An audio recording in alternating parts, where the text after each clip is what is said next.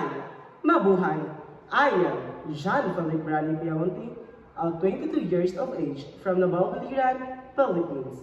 I am currently a student of Bachelor of Science in Hospitality Management in Biliran Province State University, main campus. I would like to have my internship within the fields of housekeeping, food and beverage, front desk operations, and event planning.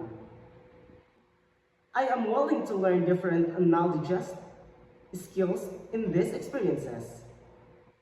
I am dedicated, adaptive, passionate, and hardworking, and has the ability to multitasking.